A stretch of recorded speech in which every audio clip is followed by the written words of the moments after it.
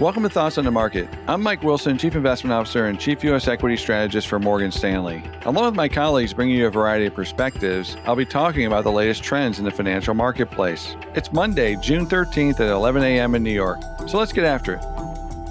Over time, the lion's share of stock returns is determined by earnings growth if one assumes that valuations are relatively stable. However, valuations are not stable and often hard to predict. In our experience, most investors don't spend nearly as much time trying to predict multiples as they do earnings. This is probably because it's hard to do consistently, and there are so many methodologies it's often difficult to know if you are using the right one. For equity strategists, predicting valuations is core to the job, so we spend a lot of time on it. Our methodology is fairly simple. There are just two components to our method: 10-year Treasury yields and the equity risk premium. At the end of last year, we argued the PE at 21 times was too high. From our vantage point, both 10-year Treasury yields and the equity risk premium appeared to be mispriced. Treasury yields are more levered to inflation expectations and Fed policy. At year-end, 10-year Treasuries did not properly reflect the risk of higher inflation or the Fed's reaction to it. Today, we would argue it's not the case. In fact, 10-year Treasury yields may be pricing too much Fed tightening if growth continues to erode and recession risks increase further.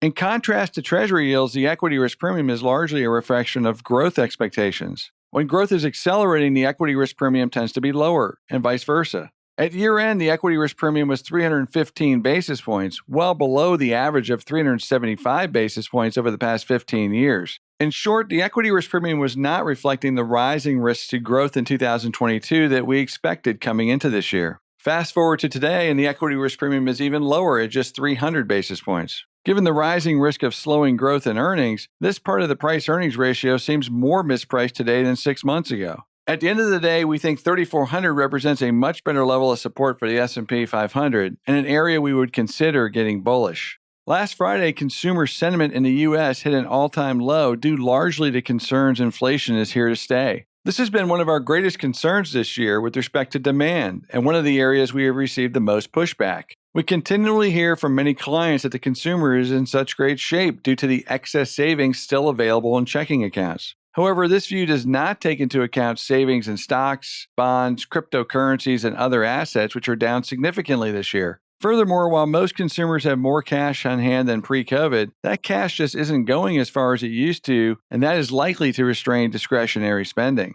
Finally, we think it's important to point out that the latest reading is the lowest on record, and 45% lower than during the last time the Fed embarked on such an aggressive tightening campaign and was able to orchestrate a soft landing. In other words, the consumer was in much better shape back then, and that probably helped the economy to stabilize and avoid a recession. Let's also keep in mind that inflation was dormant in 1994 relative to today and allowed the Fed to pause, a luxury they clearly do not have now given Friday's red-hot Consumer Price Index report. Bottom line, the drop in sentiment not only poses a risk to the economy and market from a demand standpoint, but coupled with Friday's CPI print, keeps the Fed on a hawkish path to fight inflation. In such an environment, we continue to recommend equity investors keep a defensive bias with overweights in utilities, healthcare, and REITs until the price or earnings expectations come down further.